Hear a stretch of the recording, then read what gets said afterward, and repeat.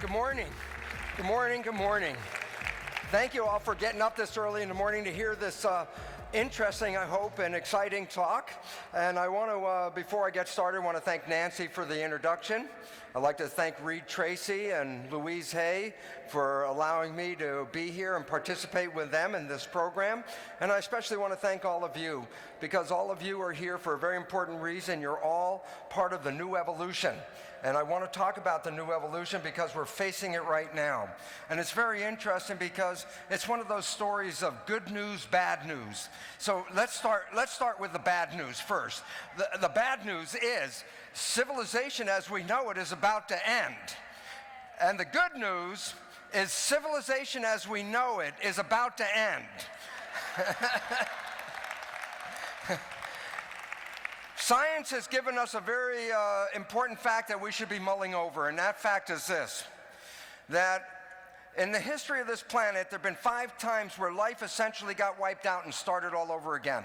We call these events mass extinction events. And what's very interesting is that science has recognized that we are now deep into the 6th mass extinction. The 5 previous mass extinctions were due to things like asteroids or comets hitting to the Earth, global freezing, issues with volcanoes, etc., like that. But what science has found out is that the extinction that we're facing right now, where we're losing species faster than ever before, think about this. Since 1950, we lost 90% of the fish in the ocean, the large fish in the ocean. 90% are already gone. That what we're talking about is an ocean in 30 years that will not have fish in it. And that's almost like a science fiction kind of story. And so these are the kinds of things that are going on in our world. Well, what's interesting is not only are we facing this mass extinction, but science has recognized what the cause of this mass extinction is. And it turns out to be human behavior. That we are actually undermining the environment, changing habitats, polluting the world, causing global climate change, and we are responsible for this unfolding. And a lot of people think, oh, humans can't change the earth like that. And the fact is, oh, yes, we can. And what I'd like to show you, for example, is something that you might remember very recently, the catastrophe in the Gulf. What's so very interesting about this catastrophe, unfortunately, is that humans have a short-term memory problem. That it only took about 3 days after the cap was put on that we already forgot about the big catastrophe in the Gulf. And the fact is, no, all the hundreds of millions of gallons of oil are still under the water and still polluting everything down there anyway, and yet we can't see it on the top, so it's all cleaned up. Well, of course, that's been a big major catastrophe by human engineering, but here's another one. This is a satellite picture in Hungary showing where there's an aluminum plant on the right-hand side, and that big running of red through the valley there was a big reservoir of toxic waste from the aluminum plant. And this is called the Red Sludge Flood. What was relevant about this flood? When this red sludge dam broke and it made a 12-foot wall of toxic waste run down the hill into the Marcal River. Here's what was interesting. 57 miles of the river, that's how long it is, 57 miles, all life in the river was eliminated as a result of the toxic sludge entering the water. And one day, 57 miles of river, all life was killed in it by human waste experiences. The story that I love to tell, though, is the one about the Aral Sea.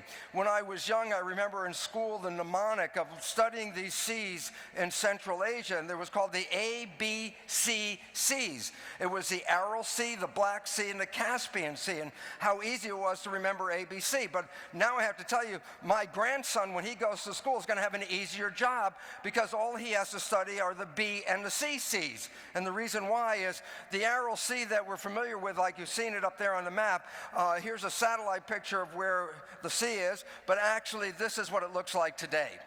The Aral Sea is gone. The entire sea, 5th largest inland sea in the world, disappeared because farmers in Russia diverted the water that was feeding the sea to feed cotton plants in a desert. And the significance, not only did they disturb all the water flow into that, but then with all the toxic chemicals that they put on the cotton plants, all that seeped into the Aral Sea. 16 species of fish that were peculiar or special for that sea have completely been eliminated. They are now extinct. The significance about all this is that the Aral Sea was at one time a source of food for millions and millions of people. It had a tremendous fishing fleet on it. And here's what the fishing fleet looks like today when the Aral Sea looks like that. There's the fishing fleet. And the relevance about that is human behavior has completely destroyed or undid the entire environment for this sea to exist. Now, why is this relevant? Because what we're finding out is these events like this are really causing the demise of our own civilization. And the falling of civilization, this is not the first time this has ever happened. Civilizations have been here before, and civilizations have gone. We talk about the Roman civilization and the disappearance of it. Yes, in fact, there was a Roman civilization just like we have a civilization right now, and it disappeared. Matter of fact, if I go over the history of Western civilization, you can see that there were several major civilizations in the West that have come and gone. 10,000 years ago, we had animism, which is like the Native Americans. Then that gave way to polytheism, like the Romans, the Greeks, the Egyptians. And then those civilizations crashed, and the last civilization before the current one was called monotheism. That's when the church was running the world, and that's when a whole completely different understanding of life. But the church's civilization ended in 1859 when Charles Darwin created a theory of evolution, because people started to buy the truth from the scientists rather than the truths they had been buying from the church. So right now we're in the stages, final stages of something called scientific materialism. This is the worldview that we live in right now. Well, the significance about this is, yes, civilizations come and go because civilizations have a life cycle. Civilizations have a life cycle like humans have. And we can talk about the life cycle of a civilization and put it in regard to time. And we can say that a civilization is born, it matures, and then at some point after maturation, the civilization goes into decline and then dies out. So yes, people and civilizations as living organisms have come and gone. And what's interesting is a civilization is like a human. In other words, the first phase of the civilization is a period of development. This is a period where the people in that civilization are trying out all new ideas about how to live in the world and what's the best way to survive and thrive in their environment. At some point, though, we start to get the idea, we start to know how it works, and then we create a rigidity of our beliefs when we get mature. The civilization is mature, and we get rigid beliefs. In fact, if you look at this, this is almost like a parent and a child. Think about this, that a child is in a stage of development trying out all kinds of new things, new ways of living, exciting things to do in their life. And while the child is in that developmental phase, where's the parent? Well, the parent's in the rigid stage, and that's where the parents say, no, you have to do it my way. This is the way to do it. So there's a developmental period, and then there's a rigidity. But here's the problem. The universe we live in is totally dynamic. Nothing stays the same. It's always changing. So how can you have a rigid belief system in a universe that is continuously changing? What ultimately happens is this. Rigid beliefs lead to challenges because they can't adapt to the ever-changing environment. The challenges then actually provoke a change in that civilization, and ultimately what it leads to is a decline of the civilization, and as that civilization goes into decline, it dies out. Well, what's really interesting about it is this. We are right now in a stage of not just challenges, we are in a stage of crisis. We're in a stage that says this. We are being told we're going extinct. We're being told before the end of the century this is going to happen. Now, the whole idea about this is you have two choices. Sit there and go, wow, let's party like it's 1999, and we'll just go out with the wind like that. Or we can do something. We can make a choice. We can be engaged, and we can change our world. And that's where the change comes from. So we're evolving not out of a matter of choice. We're evolving as a necessity as a result of crises that are threatening our immediate survival. And what's interesting is when you have these crises like that, they're the result of the way we're thinking. And I love a quote from Albert Einstein. He says, we can't solve the problems by using the same kind of thinking we used when we created the problem. So basically what Einstein was saying was this. As we face the problems that we're getting into right now, we have to recognize the thinking we've been living with is the cause of the problems that we're facing. And as a result, we pull out of the old thinking and start to do new thinking. Those people that pull out and start to think in a different way are the foundation of the next level of civilization. Arnold Toynbee, the sociologist, called these new thinkers creative minorities. Another word that's more familiar is new thinkers are called cultural creatives. These are the people that are thinking about the new way to survive into the future. And here's the most fun part. If you're in this audience today, by definition, you are the cultural creatives of the new civilization. Thank you for being in this audience. And when you take these new ideas and we start to create a new world out of them, this is our opportunity to survive. Because if we don't do any changing, we already know where the system is going. And I say, well, what is it that causes or gives the civilization its characteristic beliefs? What is it that shapes the behavior of a civilization? And here's a simple answer. It's quite wonderful. Since time immemorial, 10,000 or more years ago, earliest people in civilization had very basic questions of life. They're called the perennial questions. The perennial questions are, how did we get here? Why are we here? And now that we're here, how do we make the best of it? Well, why this becomes important is this. Now listen to this.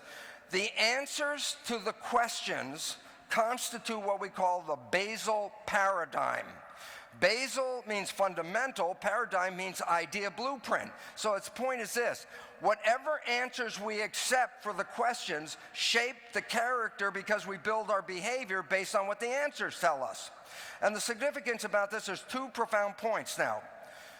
Number one, whoever we buy the answers from, they become the truth provider of the civilization. Whoever we get the answers from, we also go to them to seek all the other knowledge that we want to know about the world that we live in. And number two, the answers that we do get are fundamental in shaping the behavior that we live with on this planet, because we accept these answers as the mechanisms of life. Well, the responsibility for all this lies on the fact that we buy these belief systems. And when we buy these belief systems, we create behavior and truth providers. So just to go backwards, for example, let's talk about the previous civilization, which was called monotheism. Monotheism was the culture that lived by the following answers to the questions. How did we get here? Divine intervention. That's the picture on the Sistine Chapel of God and Adam and the two fingers coming together. God infused us with life. Why are we here according to that monotheistic approach? And the answer was, we're here to live out plays of morality. The monotheist belief is this, that this is a way station to someplace better. The other place, wherever that is not here, but it's up there somewhere where God and his firmament's lying around someplace, and they want us to believe in that civilization that living on the earth is just a test to see if you can go to the other place or not. And so basically, we're living out plays of morality. In fact, they so emphasized the spiritual plane that they talked about the earth and the physical realm that we live in as actually deterrents to go to that physical plane. The church used to tell people, listen, it's your material possessions that are keeping you here on the planet, when you basically should be not concerned with the material realm, you should be concerned with the spiritual realm. The church tried to help out, of course. What they did is they said to everybody, look, give us all your physical possessions and we will help you get to the other place. Basically, with the understanding that if we got to this other place, then we say, well, how would we live on this world in living out our plays of morality to see if we're worthy to go the other place? And the answer they provided us with is live by the laws of the Scripture. And so basically they said, here's how you live on the planet. You're only here, though, just for a test because we really want to see you go to the other place. But while you're here, follow the laws of the Bible. And this civilization lasted for a period of time, actually until Charles Darwin. And the reason why is when Charles Darwin came around and gave us a theory of evolution, people accepted the answers from science over the suggestions of how we got here from the church. The church gave us the Genesis story, the magic show, 7 days, and all of a sudden they put some humans on the top of the planet when it was all done. Here we are. And then science came, and in 1859, science gave us the answers that were different. And the answers from Darwin in this period of what is called scientific materialism, the answers from Darwin gave us a new way of looking at life. Because according to Darwin, how did we get here? Random genetic mutations. You go, well, how come people accepted that over Genesis? And the answer was very simple. Back in 1859, before there were Game Boys and TVs and movie theaters and all that, what did people do for entertainment? Well, they bred animals and plants. Well, the relevance about that, it was Darwin who said, when you breed two parents, the offspring have all the traits of the parents, and every now and then you get a weirdo in the offspring, in the litter. And what Darwin was saying is, what if you took those weirdos and bred them on, you would get new species. Well, for people who were raising plants and animals, that seemed like quite logical and obvious, more so than the story of God created it one day and there it all was. So people let go of the answers from the church. When the church provided the answers, the church was our truth provider. You want to get some answers about life, you go to the guy in the black coat and he would tell you the answers. But after 1859, we changed the answers. We bought into the Darwinian theory that we got here through random mutations. And you say, but why are we here according to science? And science had to go like, hey, look, it was an accident. These are random mutations. Since it was an accident, then there's absolutely no reason why we're here. So it's just a coincidence, and congratulate yourself for being the recipients of lucky genes that allowed you to be here at this moment. And then science came up with, how do you live on the planet? Well, this is where the profound change comes from. Because the church told us how we live on this planet. We live by the laws of the Bible. But once science came in, they gave us a new way of looking at how you live on this planet. And basically it says that you live by the laws of the jungle, meaning this, that life is a struggle, that every day you go out there and all the other organisms are trying to beat you to get ahead of you. So it says that you're in a continuous, eternal struggle for survival, and that you go out there and you fight for this competition. Well, what's really interesting about this, science told us that we have to go out and fight for the survival. But science doesn't have any morality to it. Science just says you win if you're alive at the end. So basically, science says we know what the end is, survival. But the means, how do you get to that survival? Well, science doesn't care how you get to that survival. You could use your brain and be somebody like Einstein. You could be Mozart, or you could be some jerk with an Uzi and shoot everybody down. All three of those would be considered winners in the competition. So basically, when we entered the world of science, we lost the world of morality, because science doesn't tell you how to get there except fight and see if you can survive through this competition. Well, the interesting understanding is this. When science took over the basal paradigm, then the truth provider was no longer the church, because the truth provider for a civilization is that entity that gives us the answers. So before, we used to go get our answers to questions of life by going to the guys in the black frocks. Today, we get our answers by going to the guys in the white frocks, because now the scientists provide us with answers, what's true about the world that we live in. Well, here's the problem. When the answers to the questions change, listen to this, it's a fact of life. Every time when the answers to the questions change, the civilization changes to accommodate the new answers and new behavior associated with those answers. Well, yes, we're facing the end of our survival right now. We already know our extinction's written right on the wall. And the reason why, I'm going to tell you right now. 4 fundamental truths that we bought from science and built our life on, the way that we guide our world and guide ourselves in the world, we bought the answers from science. Well, let me tell you a fact. There have been 4 truths that we bought, and these truths are now found to be totally flawed or totally outright wrong. And you say, but why is that relevant? I go, well, if you build a lifestyle based on these truths and the truths are wrong, then you obviously compromise your life. So I refer to these 4 misperceptions as myth, and I'm not speaking with a lisp, myth perceptions. And the reason why is this. These are myths that we bought to be absolutely true science. And it turns out they're not true at all. In fact, they're completely wrong. And I say, yeah, but if you built your life based on these truths and now they're wrong, then you see we have to change the way we're living. And that's exactly what the world is calling upon us to do. Mother Earth, Gaia, is saying, you better turn around where you are right now and do something different or you won't be here. Because Mother Earth is suffering from a bad case of humans right now. And she's trying to shake them as best she can off the back. But let's talk about these 4 myth perceptions. The 4 myth perceptions are this. Number 1, biological processes employ Newtonian physics. And you go, okay, what the heck does that mean? So I go back and I tell you what. Before science, the church was our truth provider, and the church told us that the universe was run by God and invisible forces, spirit, and that we were sort of like marionettes being controlled by invisible forces above us.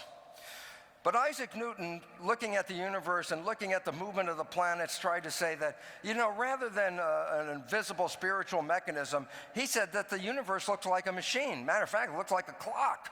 Matter of fact, you can tell time by watching the movements of these planets moving around the solar system. So what did Isaac Newton do? He created mathematics to study the movement of the planets. And he put into those equations physical things like the mass of a planet, how fast the planet was moving, the direction and vector of that movement. And then what did he do? He was able to accurately predict the movements of the universe. And you go, well, that's nice. I go, it's a little bit more than nice, because science is based on predictability. Science says if you can predict it, then you understand it. And so basically, why was Isaac Newton so important in this understanding? Because here's what the fact was. Isaac Newton did not put God into the equation. Isaac Newton didn't put spirit into the equation. He said you can understand the universe by just looking at the physical universe. So don't need to invoke invisible forces. The universe is a machine. Well, if that's true, then understand this. As a machine, then it's the physical mechanical parts that are important. That's exactly what Isaac Newton was reading when he was looking at the planets. So when science stepped in versus a previous stage when monotheism was running the show, monotheism was emphasizing spirit as the drive force. And science comes in and says, forget that spirit stuff. It's not really relevant to understand the machine. Isaac Newton writes the equation. He doesn't put God into the equation. He doesn't put spirit into the equation. And he understands the nature of the universe. So basically he says, you can understand the universe without God, without spirit. It's just a machine, but it's based on the material plane. In other words, the new science says, ignore the invisible, but focus on the visible world. Focus on the hard mechanical understanding. Well, everything in the universe is a machine. That includes the human being, and that's why medical profession looks at the body as a mechanism, like a vehicle, like a car. When you have a broken down part in your car, then they replace the parts. And basically, your body is a machine like everything else in the universe. But what about the mind? Well, before Isaac Newton was Rene Descartes. Rene Descartes came up and said, yeah, there's a mind and there's a body. Yeah, but the mind is not a physical substance. The mind is an energy. And so in Isaac Newton's world, energy and invisible forces are not relevant. So in science, after Isaac Newton, you separate the mind from the body. And that you ignore the vital forces, the energy is relevant. And then you look at the body as just a physical machine, take the mind out of the picture. What's really interesting is science said, well, let's study the physical realm, the human body. And science said, the mind, oh, that's the invisible metaphysical stuff. Give the mind to church. So religion worked on the mind and medicine worked on the body, and everybody was happy. And that caused a détente between evolving science and the formidable power of the church, which was controlling the world. Science said, we won't step on your territory. We leave you with all that invisible stuff. You can have that. We'll call that metaphysics. We'll study physics, which is the real science. So there was a separation. I said, well, what is the consequence? What does it mean to you and me if we buy the story that the world is a physical mechanism, as Newton says? How does it affect our culture? Well, number one, it goes like this. We focus on the material realm.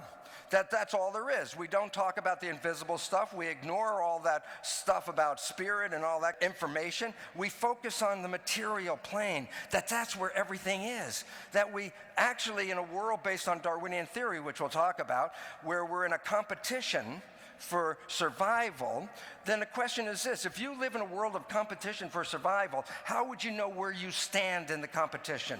Where are you in the hierarchy? Well, you mix that with a Newtonian vision. And you say, what? Newtonian vision says matter is what's important. So guess what? We live in a world where we take matter as an amount of stuff that tells us how we stand in the competition. The more matter you have, the higher you are in the hierarchy. The more you can plunder the earth and take stuff out of the earth and create Humvees and big cars and all that kind of stuff, the more matter you have, the more prestige you have, the higher you are in a hierarchy of competition. And so what have we done? We've destroyed the planet in order to show how powerful we are with all the material things we got. And that's all of a sudden one of the major causes of why the earth is falling apart. We also become disconnected from the spiritual realm. We call it, oh, that's just that extraneous stuff and don't worry about it. It has nothing to do with my physical reality. I am here. I am a machine. Give me enough money and parts. That's all I need. I don't care for anything. And so we disconnect and we lost spirituality as not being relevant in a scientific world. That we find that we are robotic devices and a machine, that we are genetically controlled robots. And why is that relevant? Because it takes your personality out of it. It takes your spirit out of it. And it says, you're just a meat machine and you're made out of genes and anything's wrong with you is something wrong with your physical machine, and that's why we use drugs. And I go, well, wait, is that absolutely true? When you and I went to school, we saw the atom as that structure on the left, marbles, ball bearings, little tiny solar system. It made sense in a physical universe to have a physical atom. And this is what we saw was the smallest part of the universe, an atom. But guess what? Around 1925, scientists figured out something. When they looked inside the atom, there wasn't any structure. The new atom, called the quantum atom, is what you see on the right side of the screen. And there's nothing wrong with the picture because it shows us here's what's important about quantum physics. The atom is made out of energy. If you look inside the atom, there's nothing physical in there. It's basically little nano tornadoes of force fields. So there's nothing physical in an atom. And you go, wait a minute. Wait, let me get this right. Atom is not physical. I go, yeah. But don't atoms make molecules? And I go, yeah, but then molecules, the big combinations of atoms, then they're made out of energy too. Yeah, I go, yeah, that's right. I say, but molecules make cells. Yeah, but that's true. So cells are actually made out of energy. And I go, yeah, and cells make us. And what you're looking at are energy beings. It's only the trick of the light that you actually physically see yourself, because it's only the light reflecting off of the energy. And the relevance about this spirituality becomes important because when we talk about physicists and we say, what do you call that energy? The energy that makes up atoms, the energy that the atoms are sitting in. We're immersed in a sea of energy. If you could see it, we'd be like in water of energy. It's all energy all around us. And I say, well, what do physicists call it? And I say, they call it the field. Physicists say the energy is called the field. I say, what does the field mean? And I give you the definition. The field represents invisible moving forces that shape the physical world. I go, the field, invisible moving forces that shape the physical world? Where did I hear something like that before? And I go, oh wait, the word spirit, I know what that means, invisible moving forces that shape the physical world. And what we're beginning to find out right now is quantum physics and spirituality have come back to the same table and the same plane. We're back to the same reality, that it's the energy that's important. So science and spirituality are coming together at a very necessary time to give us the truth that we are spirit, we are the field, and we are all of that energy all together. I say, what's the role of that invisible force? Well, I'd like to illustrate it with a simple experiment. I take a piece of iron and a file, and I file that piece of iron and I make a little pile of iron dust, which we call iron filings. And I take those iron filings, put them in a salt shaker and sprinkle it on a piece of paper, and I get a random pile of iron filings. And if I throw away that pile and sprinkle it again, I get another random pile of iron filings. Every time I sprinkle the iron filings, just a random pile. But then I do something different. I buy a magnet. And I put a magnet underneath the piece of the paper. Now when I sprinkle the iron filings, look what I get. I get this beautiful structure called the image of the magnetic field. I say, throw away those iron filings, sprinkle it again. What do I get? I get the same pattern. Every time I do it, I get the same pattern. And I say, but where does the pattern come from? And the answer is very obvious. When I just sprinkled the iron filings, there was no pattern. But when I put the iron filings in a magnetic field, when I put it in a field, that's when the structure shows up. So it's matter plus field equals structure. What's the simple point about this is, it's the invisible energy fields that give shape to the material world. You are an energy field, and you're being given shape to your body through your field. You are an energy field. And the relevance about that is then we're all part of that big thing called the field, the energy of all that is. You are part of God. You can never be separated from God. You are all that is. That's what the whole point about it. And as much as you were disempowered a long time ago when the church said you couldn't get to that spirit, you couldn't get there without them being in the middle, guess what? The same thing happens today in science. Because science, the medical people tell you, guess what? Your health is a physical issue. It had nothing to do with you. And the fact is, it has everything to do with you. It's your field. It's your belief, your thoughts, your energy that shape your physical body and your life. And both science and religion took away something that we innately had and then sold us back a shoddy copy. We never got as much spirit from the church as we already had to begin with. We don't get as much health from health care as we already have innately available to us in the first place.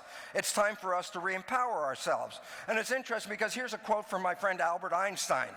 And he said, "The field is the sole governing agency of the particle." What is a particle? Matter.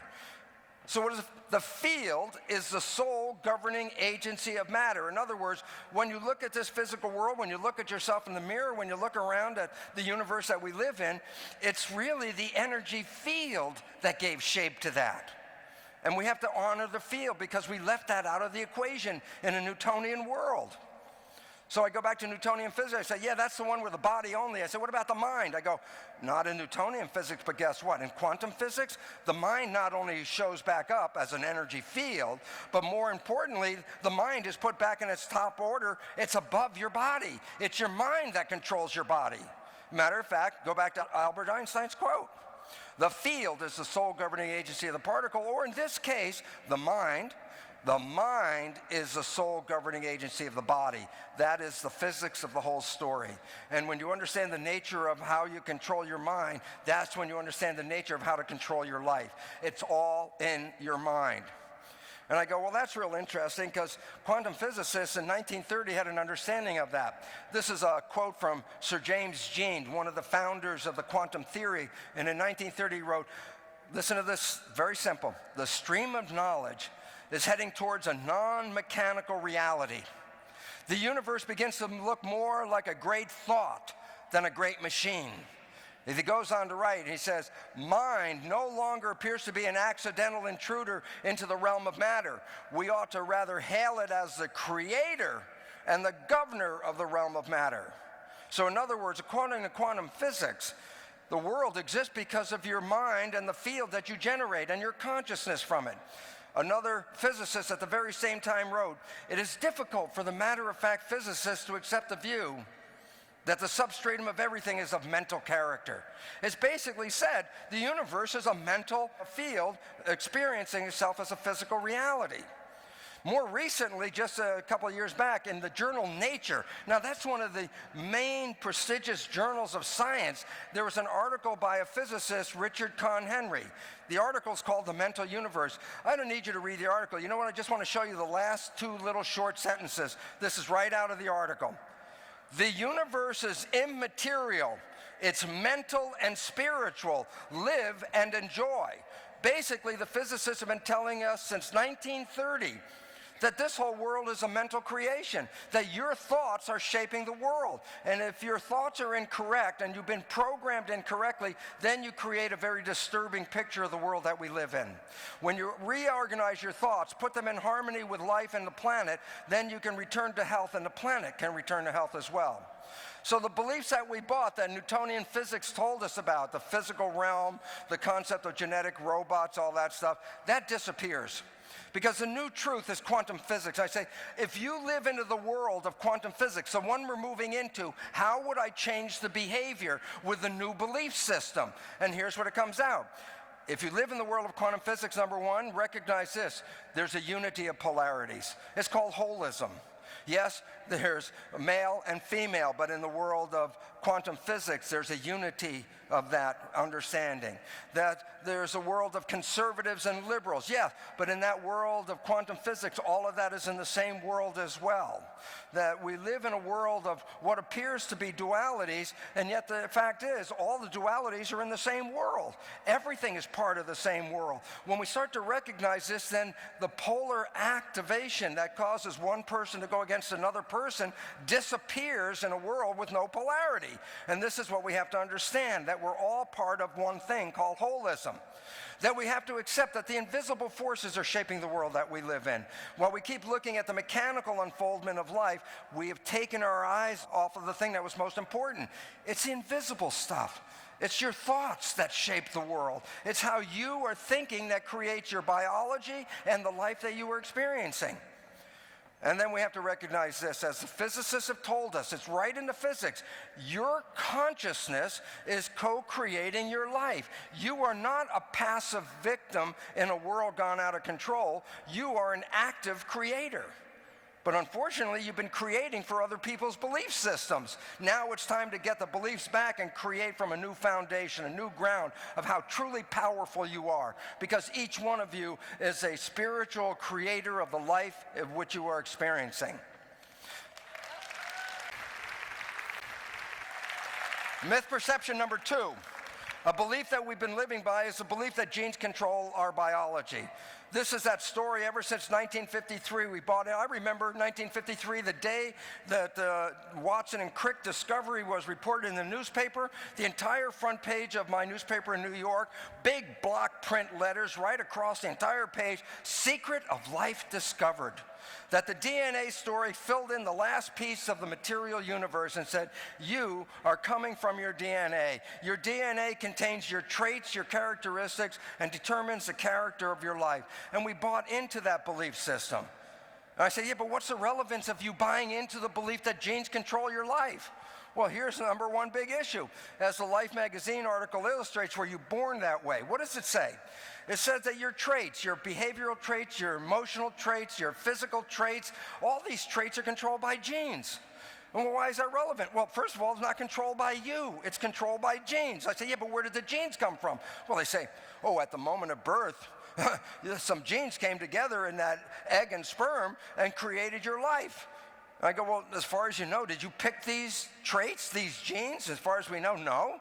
I say, yeah, but if you don't like the traits that you got, that you have cancer running in your family, Alzheimer's running in your family, diabetes running in your family, and these got these genetic traits, and I say, did you pick them? You go, no, I didn't pick them. I say, can you change them if you don't like them? And they go, no, I can't change them. Well, wait, you didn't pick the things that control your life? You can't change the thing that controls your life? What does that make you? It makes you a victim. You're a victim of heredity. It's sort of like, well, listen, it's just running in my family. Now I have to live with it. You know, my father died when he was 51. My grandfather died when he was 49. I'm 52. I think I'm over the limit already. I should expect to die any day now. And this is the belief that we hold. We hold the belief that we are held captive and victim by our own genes, that it's running in the family. When you buy that, then what does it mean? What does it mean in the world that we live in if you buy that to be absolutely true? It means this. Number one, genes control your life. That you have no control. You are a passive victim inside a vehicle that goes awry if something goes wrong with the system, and you had nothing to do with it. Number two, that genes determine an organism's value. How many times have you heard, oh, that person comes from less powerful genetic stock. You shouldn't go out with that person. He comes from a different genetics. And what we start to recognize that we start rating people based on their genetics. Why? Because genetics are the physical character trait controlling elements that we were provided with. Okay? And then we also then believe that we are victims of our heredity because we didn't pick the genes as far as no, can't change the genes. Genes control who we are, and therefore I'm out of control. I am not in control. You have been programmed to be victims. People told you it's the genes that did that. You had nothing to do with it. Yeah, but when you believe that, what does it do to our world? What does it do to the population when a population believes that the genes control their lives and they have nothing to do with it? It makes them irresponsible. We become irresponsible. Why should I even care? The genes are already screwed up my life and it's already over. I just might as well enjoy the rest of it and go out the door. But there's a problem. When you buy that you're a victim, what do you need? Think about it. What do you need if you're a victim? You need a rescuer. And when you have a rescuer available, then you have to pay that rescuer. And when you pay that rescuer, they're there to what? Help you get out of the problems. And I want to tell you something. If you just look at the current situation, in the United States today, we pay twice as much money for health care as almost all the other nations in the world, and we have about the sickest population that exists on the planet. So right away, there's a disconnect between how much money you pay and how much health you get. As a matter of fact, the more money you pay, the less health you get. Maybe that's a little insight and secret you should be looking at as to how you get away with this issue. But we bought it. We bought victim. I'm a victim. I can't do anything about it. Well, guess what? They did the Human Genome Project. It was the last project in biology because they figured we know how it works. The genes control it. All I need is a list of genes. If I get a list of genes, then what I can do is I can have a patient come in the office and say, yep, you got a problem, but I can genetically engineer you with some new genes. Somebody comes in the office and said, you know, I don't sing very well. Do you happen to have a Mozart gene in that cabinet? You can give me a Mozart gene. And basically, the concept of genetic engineering entered into our world, that we can change you by changing your genetics. So we did the Human Genome Project. And it was interesting because before the project got off the ground, they already knew they needed 150,000 genes minimum. You say, how did they know? And I'll tell you a simple reason. A gene is a blueprint to make a building block of the body called a protein. You have over 150,000 proteins. You need a gene to make a protein. So guess what? Do the math. 150,000 proteins, I must need 150,000 genes. And the most excited people in this were the pharmaceutical industry, because what they said, 150,000 genes means 150,000 new drugs. So they were so excited by the Human Genome Project because they were going to patent every gene and then use it for research. Well, guess what?